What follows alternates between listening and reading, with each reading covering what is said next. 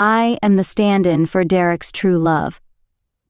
Just as we were about to get married, the real one came back. He kept Grace by his side, having her as his secretary and spending nights and days together. At a friend's gathering, he said Grace couldn't drink because of her period, so he had me, who was pregnant, take her place and drink for him. Derek treated me like a tool for bearing children, making me serve his difficult parents. But I didn't want to play this game anymore, so I agreed to the law firm's overseas training, scheduled for the day of our wedding. "Hello, Mr. Chen. Is there still a spot available for the overseas training you mentioned last month?" The woman on the other end of the phone paused for a moment and then spoke, slightly excited. "Yes, of course, darling. Have you changed your mind?" "Yes, the wedding is canceled. I want to join this training." I paused and looked at the calendar on the table. "It's 6 days from now, right?" After getting confirmation, I hung up the phone. Coincidentally, 6 days later was the day of my wedding with Derek. If I hadn't seen Grace last night, I would never have thought that the boyfriend I considered my true love had been using me as a stand-in all along. Last night, Derek had a friend's gathering, and I didn't go because I was working late. After work, I went to pick him up according to the address given. But just as I was about to enter, I heard a man's voice from the private room. After all these years, Derek still protects Grace like this. Truly, she is your white moonlight. A wave of unease surged in my heart, and I urgently wanted an answer. When I pushed the door open, my eyes met those of a woman. She had long black hair and wore a pure white dress, looking both innocent and pure. I was stunned. Her attire was exactly what I wore the first time I met Derek. That day, I had just left the classroom and hadn't walked far when someone grabbed my wrist tightly. Derek burst into my sight, his forehead covered in fine sweat, his chest heaving rapidly. I shook off his hand, confused. "Excuse me, do you need something?" Derek was stunned for a moment before recovering. "No, it's just that I thought you were very beautiful." From that day on, Derek stormed into my life completely. But now it seems that he must have mistaken me for someone else back then. The atmosphere in the private room fell silent until Derek greeted me. "You're just in time. Grace lost in truth or dare. You're good at drinking, so drink for her." Suppressing my inner anger, I said, "You want me to drink for a woman I don't even know? Derek, are you insane?" Derek's face changed slightly, a trace of embarrassment flashing across his face. "Emily, why do you have to speak so harshly? Grace is my best friend. You're good at drinking, so what's the big deal about having a drink?" I clenched my fists tightly, almost shaking with anger. Others might not know about my pregnancy, but she did. Seeing the growing awkwardness between us, Grace finally spoke up. "Derek, sit down. Don't argue with others because of me." She ordered Derek with an air of authority, and he obediently sat down as if he had received an imperial edict, mumbling, "Having a drink isn't a big deal." His words instantly ignited all my emotions. I grabbed a glass of wine and splashed it on his face. "I'm pregnant, don't you know?" Everyone present was stunned. They immediately looked at Grace, who swayed and ran out with her eyes slightly red. Without hesitation, Derek got up and chased after her. As he left, he turned back to look at me, his gaze icy cold. Being pregnant isn't that delicate. Is the baby so fragile that drinking a glass of wine would kill it? That night, Derek didn't come home. Even a fool could see that his relationship with Grace was not simple. To confirm my suspicions, I checked Derek's computer. In his online storage, I found thousands of photos of Grace, and their couple status was still active. Every day while dating me, Derek would leave messages in their space. From their intermittent chats, I pieced together the story. Derek and Grace were each other's first love. They were madly in love during high school. After graduation, Derek introduced her to his parents. Unfortunately, Grace was born without a uterus. So Derek's parents forced them apart. After entering university, they lost contact for a while until one day in sophomore year. Grace sent a message, "How have you been?" From then on, they resumed contact, sharing their daily lives. At that time, Derek and I were already together. Thinking back to sophomore year, there was a period when Derek was hot and cold towards me. I used to think it was due to his busy studies, but now I realize he was spending time with someone else. Grace was aware of my existence. When she first learned about me, she threw a tantrum and asked Derek to break up with me. Derek agreed without hesitation, but then Grace changed her mind. She said, "Derek, you know I was born without a uterus. Your parents can't accept that. Why don't you date her for now, and once she gets pregnant and gives birth, we can be together. I'll treat the child as my own." Reading this, a surge of anger rushed to my chest. These two had planned everything from the beginning. No wonder I was always puzzled that Derek and I had taken precautions, but still ended up pregnant. It turns out everything was premeditated. Perhaps it's my profession that makes me accustomed to staying calm at all times. I wasn't sad for long. Instead, I immediately weighed the pros and cons. I recorded all their chat logs and saved them. That night, I started investigating Derek's company. My major in college was law, and Derek's was finance. As soon as he graduated, Derek started his own business. 3 years have passed since then, and his business is just starting to take off.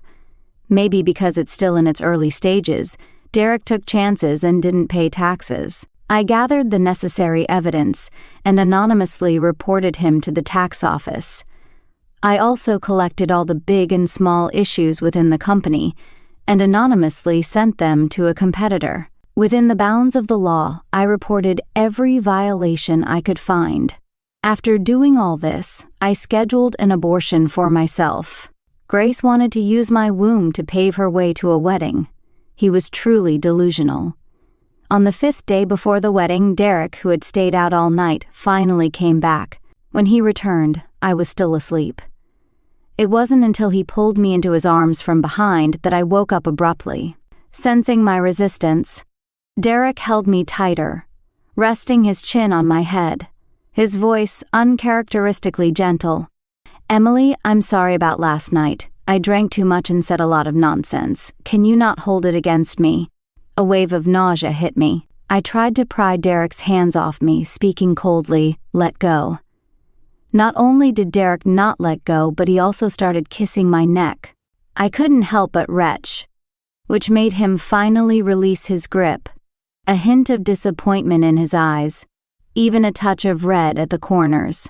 "Emily, I know I'm wrong, but it's not what you think with Grace. We're just friends. She was in a bad mood yesterday and I was worried about her, so I followed her. Later, she drank too much, and I stayed with her all night to make sure she was okay. But I promise, nothing happened between us." Derek kept explaining, occasionally looking at me with his reddened eyes. I endured my nausea and quietly watched him perform. I had to admit, he had a knack for acting. After all, he had played the role of a perfect boyfriend in front of me for 6 years. Before this, I never doubted Derek's love for me. When I smiled at a junior in our 3rd year, Derek was jealous and upset for a long time. He held me tightly, choking up, "Emily, I don't want you smiling at others. You can only be mine."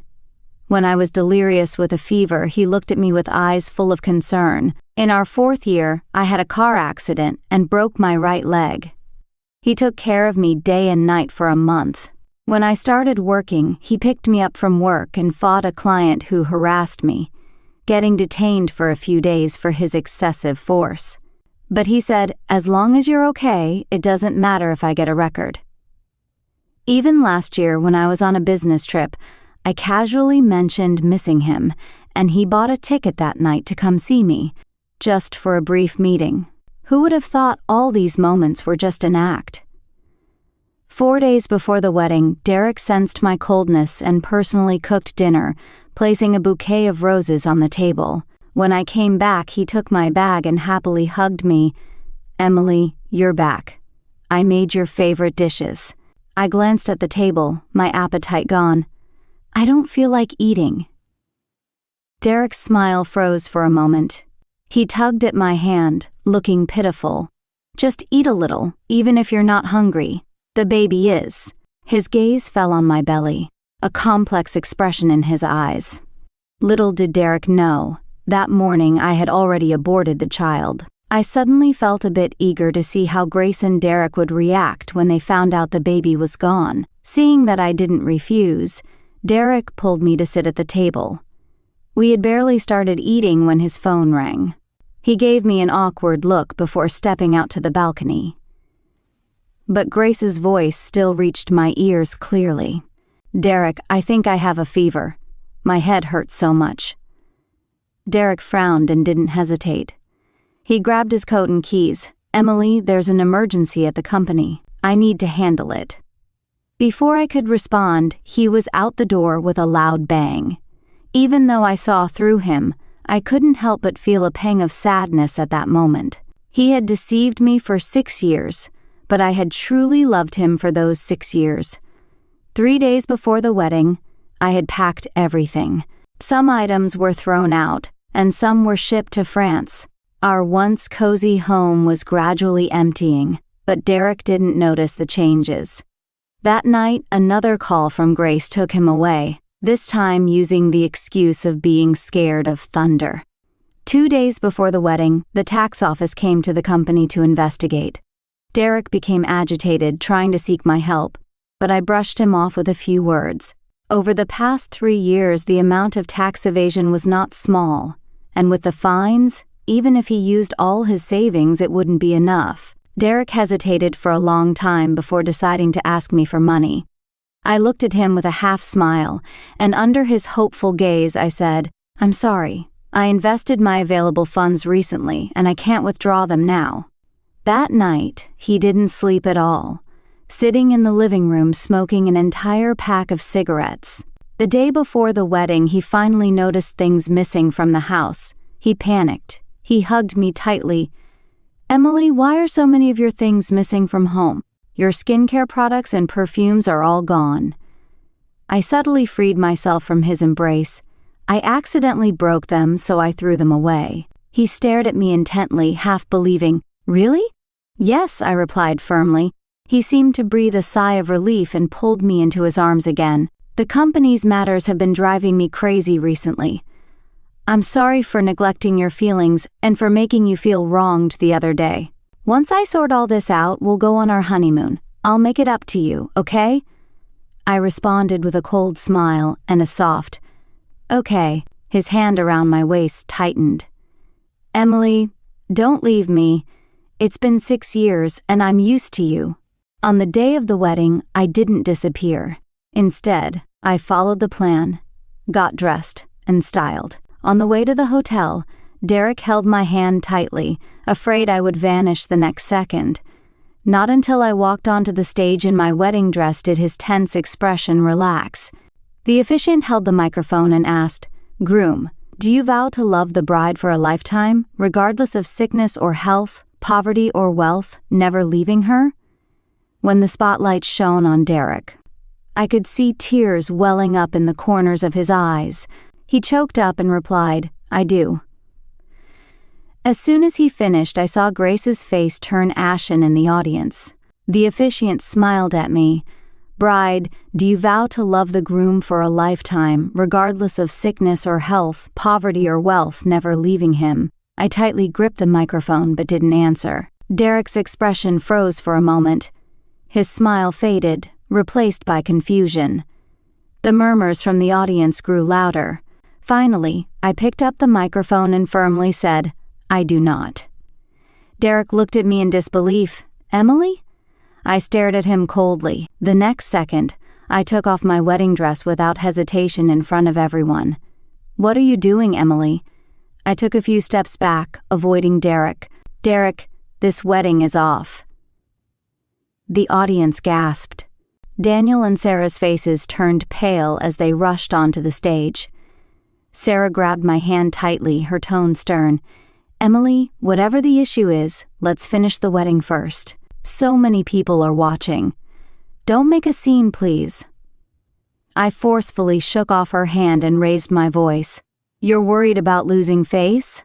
Why don't you ask your son about the shameless things he's done?" Derek suddenly seemed to realize something. He glanced at Grace in the audience, his body trembling. You know? I didn't bother with more words. I swiftly changed the USB drive, and the large screen switched from our pictures to a series of chat records. Derek and I met in college and dated for 6 years. He deceived me for 6 years. The person he truly loves is Grace. I paused, then pointed to Grace's pale face in the audience. For 6 years, while Derek and I were dating, he was secretly in contact with Grace. And why didn't he break up with me? Because, as everyone can see, Grace can't have children. They plan to use my womb to have a child. I exposed Derek and Grace's scheme completely. Derek stood there, stunned, forgetting to stop me. His lips moved, but no words came out. The room fell into silence until the audience started murmuring. Even some hotel staff couldn't help but comment, "This is disgusting. Real life is stranger than TV dramas. These two are so despicable. If she can't have children, they want to use someone else's womb? Unbelievable. The bride is so pitiful, deceived for 6 years. It's terrifying."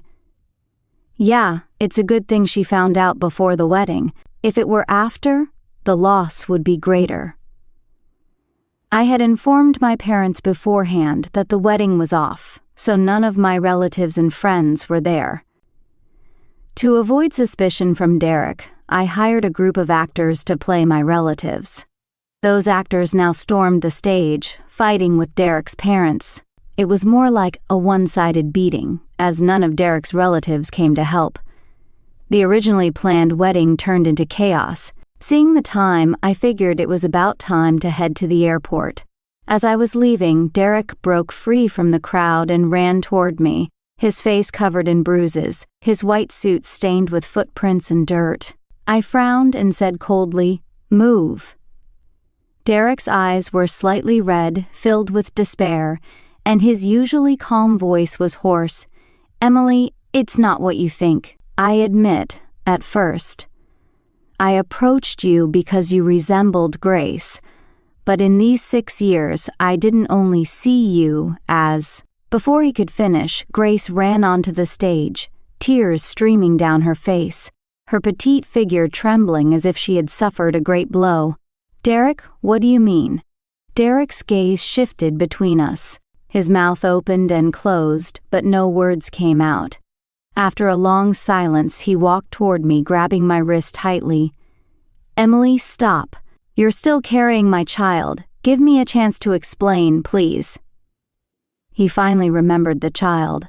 I pried his fingers away one by one and looked at him with a sarcastic smile. "Derek, what makes you think I would keep your child?" He staggered back half a step, tears welling up in his eyes as his gaze fell on my stomach. Suddenly, his emotions flared up. He grabbed my shoulders and demanded harshly, "Emily, how could you abort the child without my consent?" I kicked him hard in the groin. He screamed in pain and let go. "What else should I have done? Should I have kept the child to complete your shameless affair? Derek, someone like you doesn't deserve to have children." With that, I decisively walked out. He struggled to follow but was surrounded by the actors I had hired. The middle-aged man leading them turned and shouted to me, "Miss, just go. We'll hold off this scumbag." After leaving the hotel, I grabbed my pre-packed luggage and headed to the airport. While waiting in line to check in, I transferred $30,000 to the middle-aged man. "Thank you for today. This is a bonus for everyone. Share it among yourselves." The reply came quickly, "Thank you, boss. If you need us again, just let us know." I smiled and didn't reply, hoping I wouldn't need their help again. Once on the plane, I turned off my phone. It wasn't until I landed at the French airport that I turned it back on and was bombarded with messages and missed calls, mostly from Derek. Emily, what if things between Grace and me aren't what you think? I admit I made a mistake. I cheated, but I have feelings for you too. We've been together for 6 years. Do you think I was pretending all this time? Why are you so heartless? You aborted the child, ruined both our reputations, and now you're satisfied?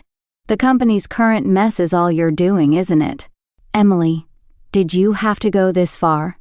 I made a mistake, but you didn't even give me a chance to explain. Have you no fault in this? You know how much effort I put into the company, and now you've destroyed everything. How could you do this to me? The following dozens of messages were almost all accusations and curses. The last message from Derek read, "Do you think you can ruin me this way? You're wrong. If I could build one company, I can build another. I will make you regret this." I didn't bother to reply. Instead, I calmly swapped the USB drive, and our photos were replaced by a series of chat records on the big screen. Derek and I met in college and dated for 6 years, during which he deceived me. He truly loved Grace. Pausing, I pointed to the visibly uncomfortable Grace in the audience. Derek and I have been together for 6 years, and for 6 years, he's been secretly in contact with Grace. The reason he never wanted to break up with me is clear now. Because Grace can't have children, they plan to use my womb to have a child. I exposed all of Derek and Grace's schemes. Derek stood frozen, forgetting to even try to stop me.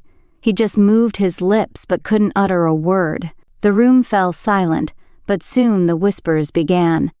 Even the hotel staff couldn't hold back. This is disgusting. Life is stranger than fiction. These two are despicable.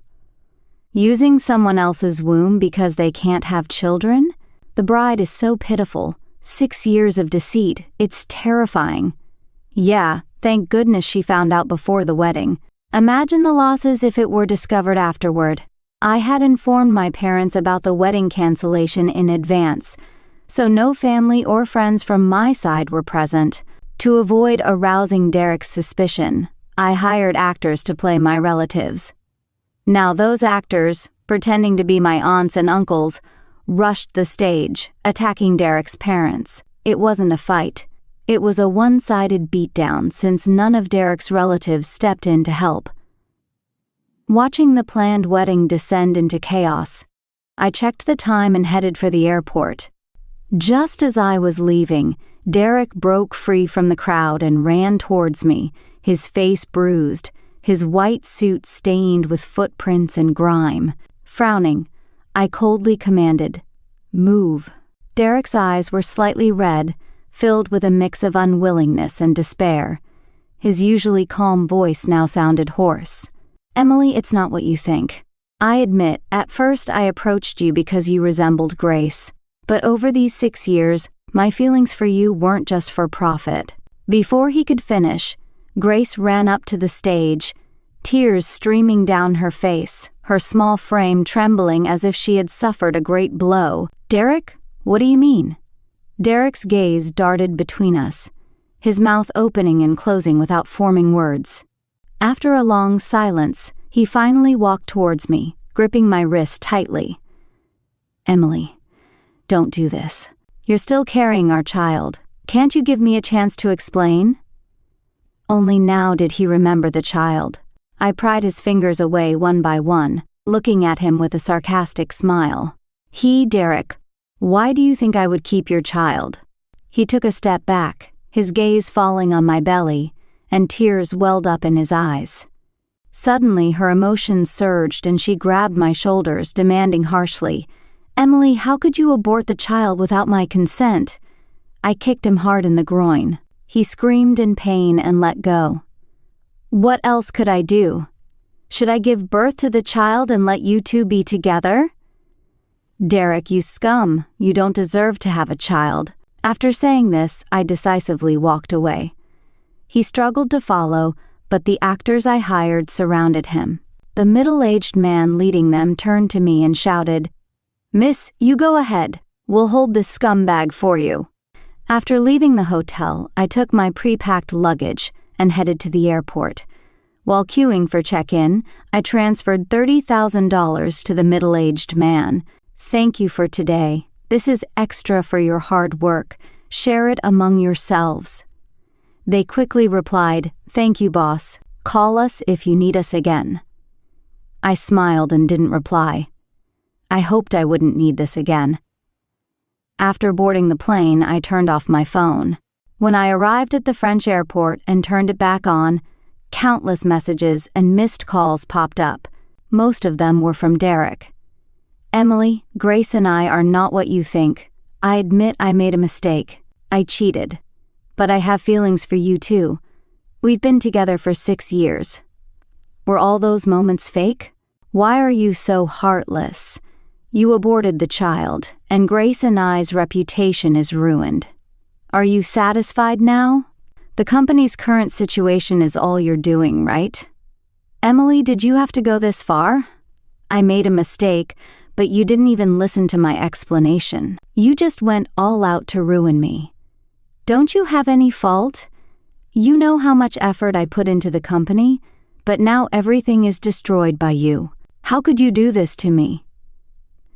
The following dozens of messages were almost all accusations and curses. Derek's last message was, "Do you think you can bring me down like this? You're wrong. If I can build one company, I can build another. I will make you regret it." Since we got married, everything changed. She was no longer gentle and considerate, but became sensitive and suspicious. He demanded I cut off contact with everyone and only focus on him. I couldn't stand it. I had no freedom, and no one was willing to listen to me. I was on the verge of going crazy. Derek suddenly stood up and hugged me. She rested her chin on my shoulder, and warm liquid dripped onto my skin. "Emily, is there still a chance for us? I had real feelings for you during our 6 years together." He kept apologizing and begging in my ear, but my heart no longer felt anything for Derek. I pushed him away forcefully, looked into his eyes, and said word by word, "No chance. Derek, ask yourself, if Grace were the same as before, would you regret it? Your so-called regret is just because you realized my worth in comparison. But why do you think I would forgive you?" Derek rubbed his face, lowered his eyes, and said nothing. Just as I turned around, a sharp, piercing female voice came from behind. "Derek, what are you doing?" It was Grace. He indeed was not the same as before. After just a year, he seemed much older. Grace rushed to Derek and started punching and kicking him. "You said you were working, so why were you with him?" "I felt something was wrong at your wedding. You regretted it long ago, didn't you?" "Derek, how could you do this to me? I cut ties with my family for you, and now you say you regret it.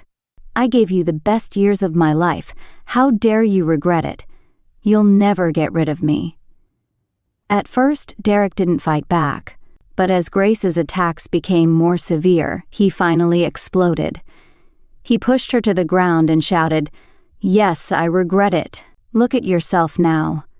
How are you different from a shrew? You watch over me like a prisoner every day, and now you're even stalking me. If you're so distrustful, I won't go out anymore. You go earn money and work." They fought, hurling the harshest insults at each other. The end of love turned into mutual verbal abuse. The next news about Derek came 6 months later. I heard his company went bankrupt, and he got addicted to mobile gambling, accumulating a lot of debt. His relationship with Grace also completely fell apart. They argued every day. Grace wanted a divorce, but Derek refused. "Didn't you insist on getting married? Now it's too late to want a divorce." He forced Grace to work and took every penny she earned for gambling. When Grace resisted, he would either verbally abuse or physically assault her. Friends said Derek got into drugs and was ruined for life. Such an excellent person. How did he end up like this? His life was destroyed. I heard this news just after winning a lawsuit. I don't know if Derek has any regrets in his life, but I, Emily, am definitely going to live a wonderful life. That's all for today's story. If you liked this video, please give me a thumbs up and subscribe. If you have any suggestions, feel free to leave a comment and let me know. See you in the next video.